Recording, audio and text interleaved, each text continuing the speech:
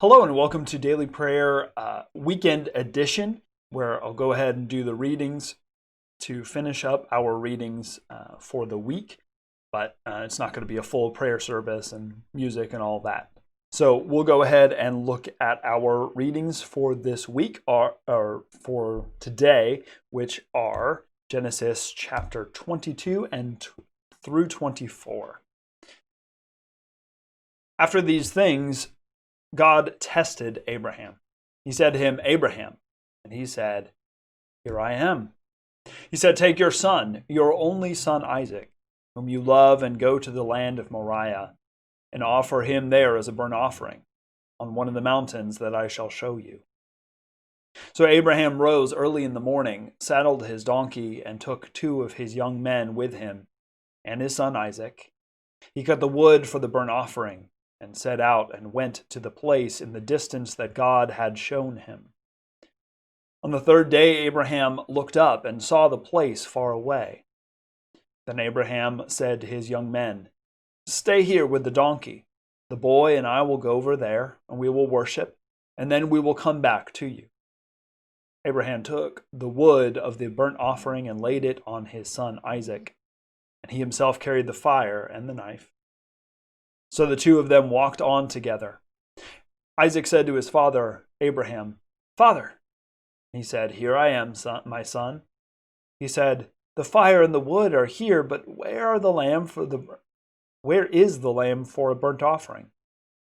Abraham said, "God himself will provide the lamb for a burnt offering, my son." So the 2 of them walked on together. When they came to the place that God had shown him, Abraham built an altar there and laid the wood in order. He bound his son Isaac and laid him on the altar, on top of the wood. Then Abraham reached out his hand and took the knife to kill his son. But the angel of the Lord called to him from heaven and said, "Abraham, Abraham!" And he said, "Here I am." He said, "Do not lay your hand on the boy or do anything to him. For now I know that you fear God, since you have not withheld your son, your only son, from me." And Abraham looked up and saw a ram caught in a thicket by its horns.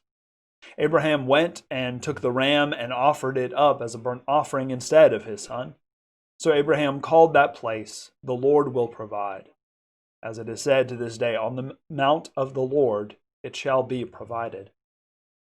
The angel of the Lord called to Abraham a second time from heaven and said, "By myself I have sworn, says the Lord, because you have done this, and have not withheld your son, your only son, I will indeed bless you, and I will make your offspring as numerous as the stars of heaven and as the sand that is on the seashore. And your offspring shall possess the gate of their enemies, and by your offspring shall all the nations of the earth gain blessing for themselves, because you have obeyed my voice." So Abraham returned to his young men, and they arose and went together to Beersheba. And Abraham lived in Beersheba. Now after these things it was told Abraham, "Milcah also has borne children to your brother Nahor. Uz the firstborn, Buz his brother, Kemuel the father of Aram, Chesed, Hazo, Pildash, Jidlaph, and Bethuel. Bethuel became the father of Rebekah. These 8 Milcah bore to Nahor. Abraham's brother, moreover, his concubine, whose name was Rumoah, bore Tebah, Gehem, Tehash, and Maacah. Sarah lived for 127 years. This was the length of Sarah's life. And Sarah died at Kiriath Arba, that is Hebron, in the land of Canaan. And Abraham went in to mourn for Sarah and to weep for her. Abraham rose up from beside his dead and said to the Hittites, "I am a stranger and an alien residing among you. Give me property among you for a burying place, so that I may bury my dead out of my sight." The Hittites answered Abraham, "Hear us, my lord, you are a mighty prince among us. Bury your dead in the choicest of our burial places. None of us will withhold from you any burial ground for burying your dead." Abraham rose and bowed to the Hittites. The people of the land, he said to them, "If you are willing that I should bury my dead out of my sight, hear me and entreat me, Ephron son of Zohar, so that he may give me the cave of Machpelah, Machpelah, which he owns. It is at the end of his field for the full price. Let him give it to me in your presence as a possession for a burying place. Now Ephron was sitting among the Hittites, and Ephron the Hittite answered Abraham in the hearing of the Hittites, of all who went in to the gate of the city, "No, my lord, hear me. I give you the field. I will give you the cave that is in it. In the presence of my people I give it to you. Bury your dead." Then Abraham bowed down before the people of the land. He said to Ephron in the hearing of the people of the land, "If you only will listen to me, I will give you the price of the field. Accept it from me so that I may bury my dead there." Ephron answered Abraham, "My lord, listen to me. A piece of land worth 400 shekels of silver. What is that between you and me? Bury your dead." Abraham agreed with Ephron, and Abraham weighed out for Ephron the silver that he had named in the hearing of the Hittites, 400 shekels of silver, according to the weights current among the merchants. So the field of Ephron at Machpelah, which was to the east of Mamre, the field with the cave that is in it, and all the trees that were in the field throughout its whole area, passed to Abraham as a possession in the presence of the Hittites, in the presence of all who went in at the gate of his city. After this, Abraham buried Sarah his wife in the cave of the field of Machpelah, facing Mamre, that is Hebron, in the land of Canaan. The field and the cave that is in it passed from the Hittites into Abraham's possession as a burying place. Now Abraham was old, well advanced in years, and the Lord had blessed Abraham in all things. Abraham said to his servants, the oldest of his house, who had charge of all that he had, "Put your hand under my thigh, and I will make you swear by the Lord, the God of heaven and earth, that you will not get a wife for my son for the daughters of the Canaanites, among whom I live, but will go to my country and to my kindred and get a wife for my son Isaac." The servant said to him, "Perhaps the woman may not be willing to follow me to this land. Must I take your son back to the land from which you came?" Abraham said to him, "See to it that you do not take my son back there. The Lord, the God of heaven, who took me from my father's house and from the land of my birth, and who spoke to me and swore to me, to your offspring I will give this land, he will send his angels before you. You shall take a wife for my son from there. But if the woman is not willing to follow you, then you will be free from this oath of mine. Only you must not take my son back there." So the servant put his hand under the thigh of Abraham his master and swore to him concerning this matter. Then the servant took 10 of his master's camels and departed, taking all kinds of choice gifts from his master. And he set out and went to Aram Naharaim, to the city of Nahor. He made the camels kneel down outside the city by the well of water. It was towards evening, the time when women go out to draw water. And he said, "O Lord, God of my master Abraham, please grant me success today and show steadfast love to my master Abraham. I am standing here by the spring of water, and the daughters of the townspeople are coming out to draw water. Let the girl to whom I shall say, 'Please offer your jar that I may drink,' and who shall say, 'Drink, and I will water your camels,' let her be the one whom you have appointed for your servant Isaac. By this I shall know that you have shown steadfast love to my master." Before he had finished speaking, there was Rebekah, who was born to Bethuel, son of Milcah, the wife of Nahor, Abraham's brother, coming out with her water jar on her shoulder. The girl was very fair to look upon, a virgin whom no man had known. She went down to the spring, filled her jar, and came up. Then the servant ran to meet her and said, "Please, let me sip a little water from your jar." "Drink, my lord," she said, and quickly lowered her jar upon her hand and gave him a drink. When she had finished giving him a drink, she said, "I will draw for your camels also, until they have finished drinking." So she quickly emptied her jar into the trough and ran again to the well to draw, and she drew for all his camels. The man gazed at her in silence to learn whether or not the Lord had made his journey successful. When the camels had finished drinking, the man took a gold nose ring weighing a half shekel and 2 bracelets for her arms weighing 10 gold shekels and said, "Tell me, whose daughter are you? Is there room in your father's house for us to spend the night?" She said to him, "I am the daughter of Bethuel, son of Milcah, whom she bore to Nahor." She added, "We have plenty of straw and fodder and a place to spend the night." The man bowed his head and worshipped the Lord and said, "Blessed be the Lord, the God of my master Abraham, who has not forsaken his steadfast love and his faithfulness towards my master. As for me, the Lord has led me on the way to the house of my master's kin." Then the girl ran and told her mother's household about these things. Rebekah had a brother whose name was Laban, and Laban ran out to the man to the spring as soon as he had seen the nose ring and the bracelets and his sister's arm. When he heard the words of his sister Rebekah, "Thus the man spoke to me," and went to the man, and there he was standing by the camels at the spring. He said, "Come in, O blessed of the Lord. Why do you stand outside when I have prepared the house and a place for your camels?" So the man came into the house, and Laban unloaded the camels and gave him straw and fodder for the camels and water to wash his feet and the feet of the men who were with him. Then food was set before him to eat, but he said, "I will not eat until I have told my errand." He said, "Speak on."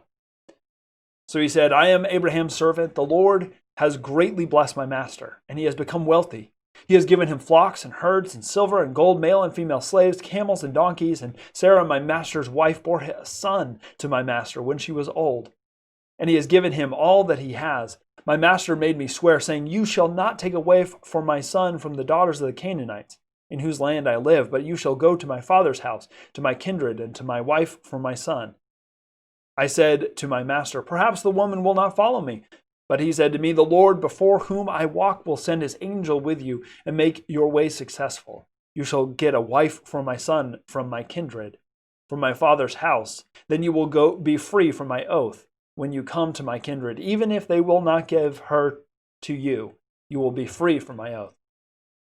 I came today to the spring and said, 'O Lord, the God of my master Abraham, if now you will only make successful the way I am going, I am standing here by the spring of water. Let the young woman who comes out to draw, to whom I shall say, "Please give me a little water from your jar to drink," and who will say to me, "Drink, and I will draw from your camels also," let her be the woman whom the Lord has appointed for my master's son."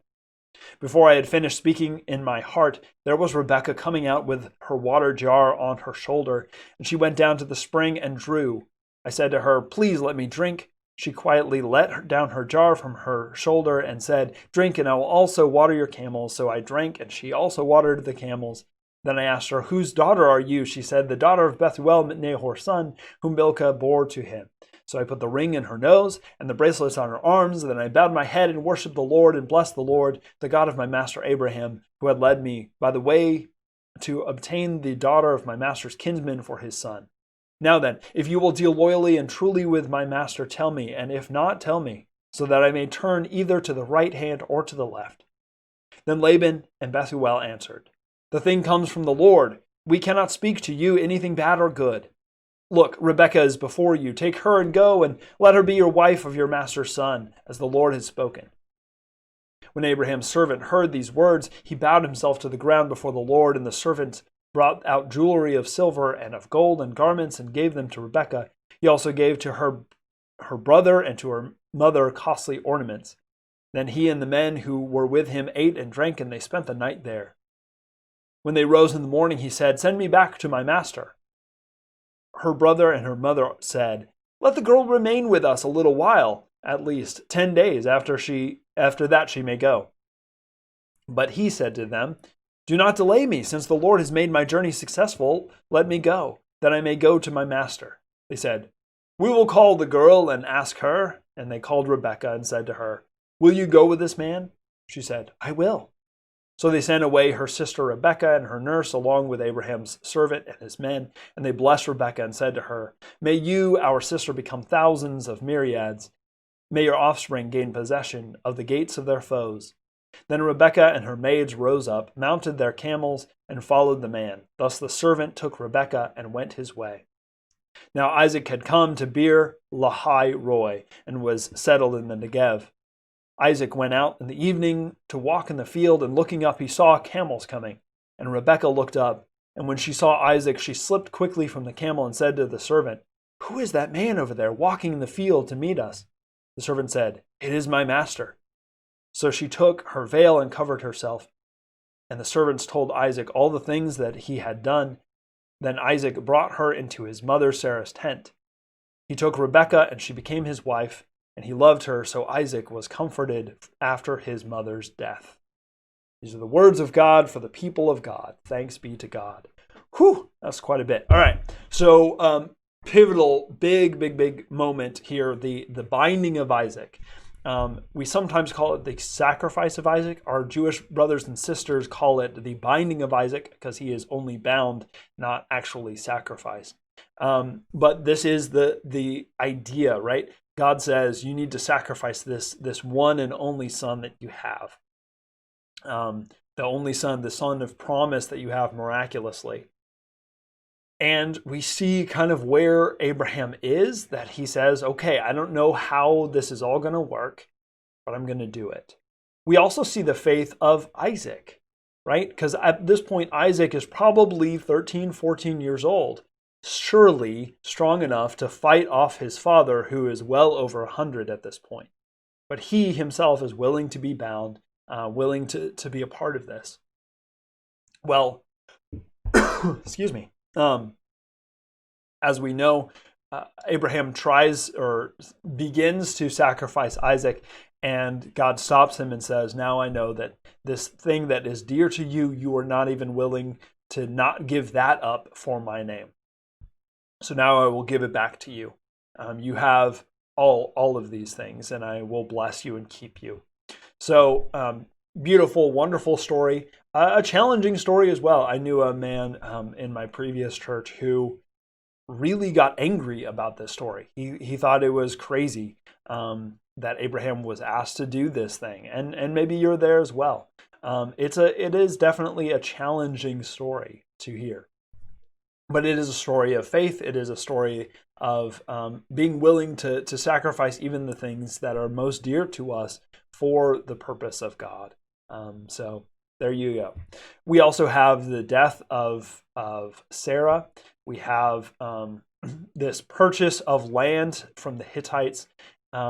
There's very formal sort of back and forth. It seems like it's niceties and all that sort of stuff, but this is sort of a formal negotiation for the price of a land from someone who is a foreigner, who's outside this land and is not part of the inheritance.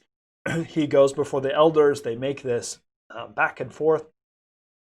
You notice things like, oh, I couldn't possibly give you a piece of land that's worth 400 shekels. It's they're doing it in a nice way, but this is absolutely a negotiation and a sale. But at the end of this story, what's important is that Abraham now has an actual piece of land. This is the first time that he has had that. Up to this point, he's had his own. He's been living on other people's land. He is on borrowed land. Now he is on his own land. He has a place to bury his wife, but also a place to live. He gets married again and has some more children, and he wants to marry his son Isaac to not one of the local girls, one of the Canaanites, but to one of his own family. We get this. It's this kind of weird for us culturally. Go get yourself a cousin wife, get someone who is related to myself and Sarah. And so he sends a servant on up. Abraham does not want to send Isaac out of the land. Why? Because he has finally gotten land that is his own.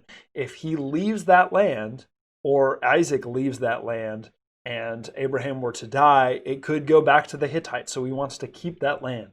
So he sends a servant off to find this daughter of his uncle, and basically she's a cousin. He goes, and there's this miraculous sort of thing where he says, God, show me this sign. And God shows him the sign. There's again, hospitality is a very important part of this story.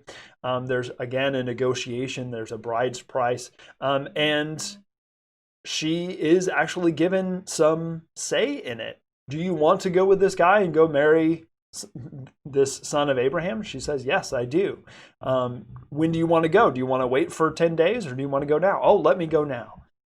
So she goes and she sees Isaac, and Isaac sees her. It's this sort of love at first sight. They get married, and by married, they just go into the tent and they are married. and we have now the next generation potentially. And we'll hear more about that, I believe. Let me see. Our readings for next week are Genesis will skip to 37 to 50, so we'll actually skip over this generation. But we will definitely hear from Laban again. That's a fun one. So, so those are our readings for this week and for today. Thank you for joining me for Daily Prayer Weekend Edition. Glad that you were able to join me. Like this video, share it with someone else, click on the subscription and the notification button. Go to our website, johncalvinchurch.org. Definitely, if you have any questions or comments, leave them in this video or reach out as you may be available to. Thank you so much for joining me. Our readings today came from the New Revised Standard Version of the Bible. So thank you for joining me today. Have a blessed weekend, and we'll see you tomorrow for worship. Bye.